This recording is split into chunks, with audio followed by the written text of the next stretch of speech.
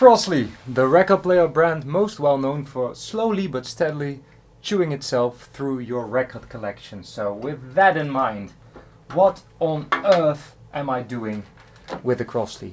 Well, it does not look like a piece of junk, and that made me think, is this actually a Crosley? It reminds me of a project record player. How much of this is project? How much of this is junk? So Crosley makes two record player models these days that look like they could be okay. This, the C6, and the T150. Now there's two types of C6, colors aside.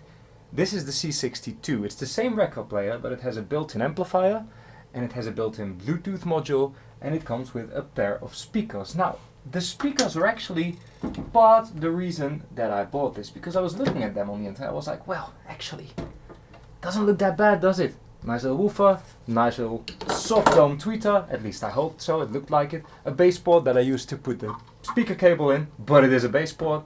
There's nothing that makes me feel like these have to be horrible. And then the record player, it doesn't look too bad. It comes with a nice Audio-Technica AT3600L cartridge, which is a bit on the stiff side, low compliance they call that, for this arm. The arm is a bit light, but you know, it's not a horrible card. And though it won't sound optimal, it is better to have a card that's slightly too stiff. At least it won't ruin your stylus suspension, because if you have a card that is very supple, high compliant, and you have a heavy arm, it's a bit like driving a car on half empty tires. It's going to wobble and it's not going to last very long. So this is alright. I get this choice at this price.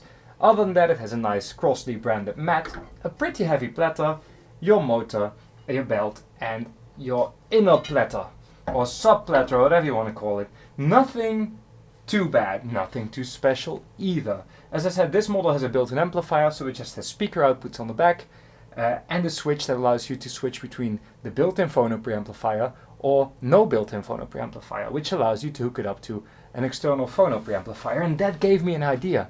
We can do loads of different setups with this record player. We can use it as is, so with the built-in phono preamplifier going through the built-in amplifier to the speakers that come with it. We can put other speakers next to it.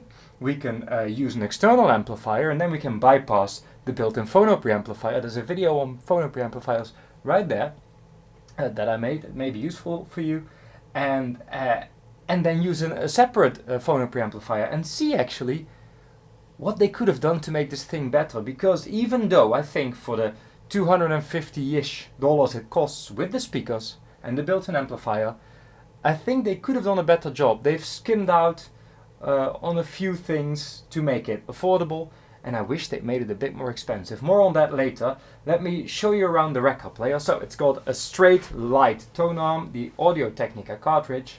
It has two speed settings, 33 and 45, and then you have your Bluetooth setting. There's a volume knob, and that is purely for the built-in amplifier. It doesn't work in any other of the setups. Then there's the counterweight, which is a bit of a weird one because it only goes up to 2 grams. The thing is though, this cartridge, because it's low compliant, actually needs quite a high tracking force. It actually needs between 2.5 and 3.5 grams. So you can't actually set it up properly with this counterweight. What you can do is just keep turning beyond 2 grams and just add another gram to get to 3 grams. But then there is another problem. So normally what you would do is you would turn the counterweight until the weight of the arm, like the weight pressing down on the needle, the stylus force as it's called, would be 0. And then the arm would sort of float up in the air. The thing is though, this arm, probably because the cables are a bit on the stiff side, is slightly bouncy. It doesn't actually float. It doesn't fall up or down. When you make the weight higher, it still floats until you go way beyond 0 grams. And when you make the weight lower, it doesn't actually jump up very much. So there's no way of balancing it to 0 grams first and then adjusting it. The only way to do it is to get an external scale. So if you want to set this one up properly, and you really should, you may want to buy a cheap gauge, a scale that you can buy for these on AliExpress or Amazon. They're just a couple of euros and they do the job just fine for a record player like this. But there's no way of setting it up properly without that.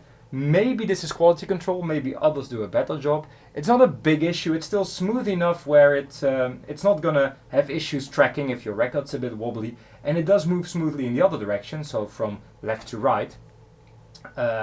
Normally I would test that by setting the anti-skating to 0. Anti-skating is an extra force to pull the stylus outwards, because naturally, because of the shape of the record and the grooves, it's pulled inwards. You sort of counteract that with anti-skating.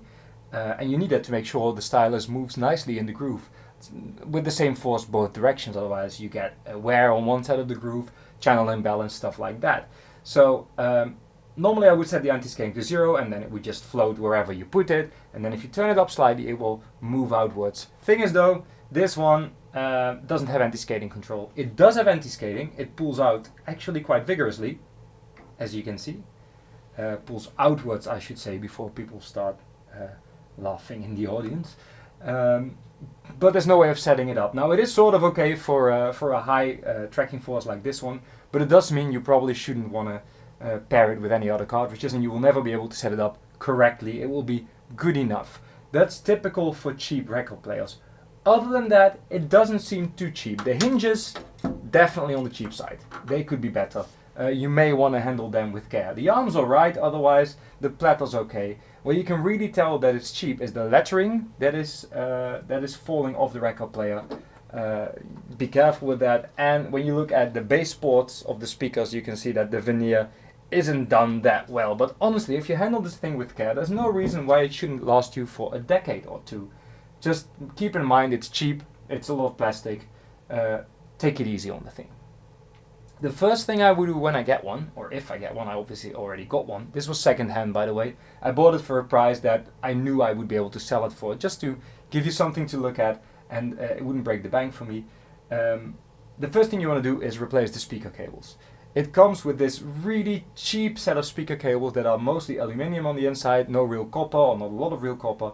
Doesn't matter how cheap and shitty your speakers are, you will hear it. And you can just buy any full copper, it's called OFC, oxygen free copper, that just means it's copper. Speaker cable, 2.5 millimeters square is more than enough, so it's still pretty thin. A bit thinner is fine too if it's easier for you. The speakers and the amplifier can handle a slightly higher gauge, a slightly thicker wire. So there is absolutely no reason to not replace it, and it will be a pretty much free upgrade. You're talking about 1.5, maybe $2 or euros, or pounds these days, it doesn't really matter, per meter. And you don't need that much, do you? You're not going to put the speakers on the other side of the room, probably, because you like something cute and wood. I do too. You're probably going to put it on a cute wood cabinet or on your record cabinet, and then, I don't know, 3 or 4 meters of cable should be plenty, but you can obviously get slightly longer cable. I would recommend not going too thin if you do that. So it comes with a power supply, which actually feels pretty well made. Often power supplies with cheap devices feel cheap, but this feels solid. You can, he says, rotate this. There's a little latch here to use it in other countries. This is the EU plug, but it feels good. It's let me see, 15 volts, 2,400 milliamperes, amperes, whatever you say. So that's a pretty beefy power supply, because it obviously also needs to drive the amplifier. So as I said, this model is called the C62 because it comes with the speakers and the amplifier. There's also the C6, which is the same thing, $169 without the speakers and amplifier. It does still have the built-in phono preamp. So I was really curious to see which part of the equation was the one you may want to take out. What is the weakest link for this record player? Is it the built-in amplifier? Is it the speakers? Or is it the phono preamplifier that's in it? So since we can test that all, because you can surpass everything in this setup, we're going to do a little test. We're going to have this one play on its own with its original speakers. After that we'll hook it up to better speakers. Now that doesn't mean it will sound better, because if the amplifier in this is not great, better speakers are actually usually going to have a harder time sounding good, weirdly. More expensive speakers, high quality speakers, really benefit from good amplification. I would, if I were to buy like a serious setup, pay double for the amplifier what I paid for the speakers. It's really that bad. So I'm going to play it with other speakers, then we're going to get an amplifier, we're going to hook up the other speakers to that amplifier so you can compare, see if it sounds better, and then we're going to do a separate phono preamplifier and the amplifier and the other speakers, and then we're going to go back. So we're going to use all the stuff, the phono preamplifier, the amplifier, and then these speakers, and see how good they really are when we hook it up to a more proper chain. And then you can see for yourself what you like best. So what we're going to do is, we're going to play one song on all of these setups, and then I'm going to stitch those all together into one song with all the different setups in it, so you can compare. And then by the end, I'm going to do a small portion where you can hear this setup and the same setup with the same speakers, but with a separate preamplifier and amplifier. in order to find the weakest link. And then you can see for yourself if you should buy a C6 or if you should get another sort of setup with maybe this one and a separate amplifier. I don't know what to expect. I do sort of like what I'm seeing so far, and I'm sure it's not going to be horrible, but let's see where the weakest link is and what Crosley could have done different, if anything, to make it better. Because it would be really sad if the preamplifier in this is the weakest link, because that's the cheapest thing to make better.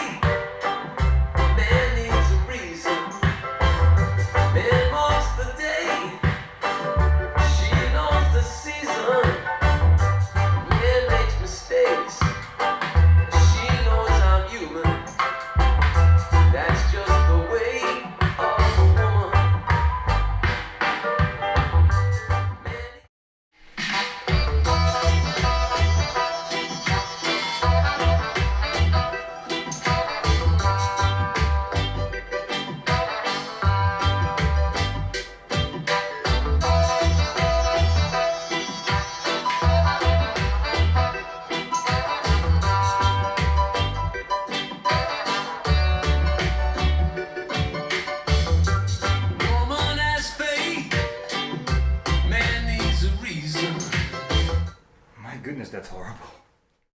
That Bluetooth is a nice addition, but it is laughable. And yep, I already feared this is what would happen. The preamplifier is the weak link, and it's so sad because $20, $30 buys you, retail price, buys you a pretty decent preamplifier like the Analogus EasyPhono.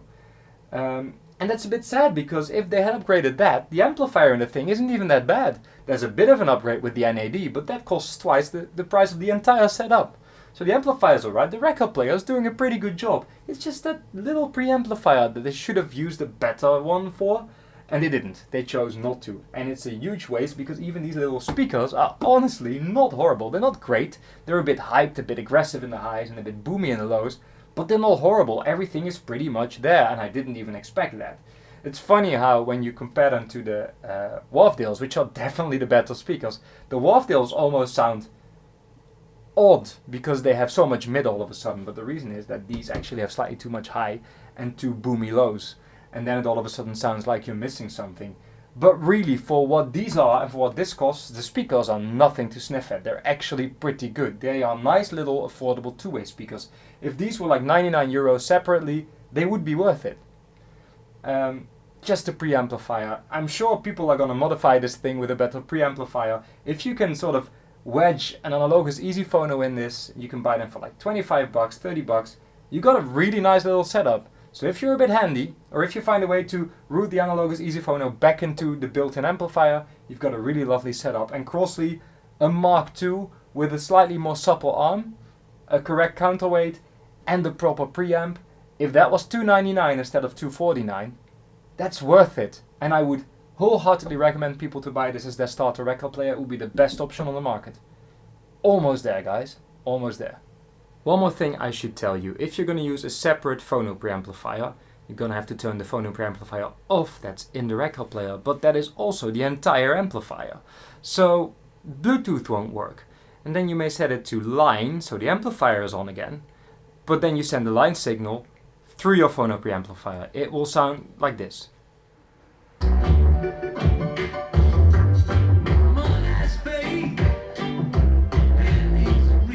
Not only is it bad for your phono preamplifier, it also sounds like crap. So if you want to use the Bluetooth, you have to go without a phono preamplifier. So you have to either plug it into a normal input that's not preamplified, or you're going to have to use a different solution. Also, I'd like to add, and this is probably not going to annoy you, but I should have added it to the things that make this thing feel cheap list.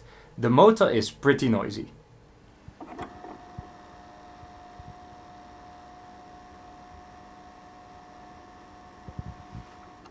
And that's all I have to say about this. I wish you all a good night and thank you for watching.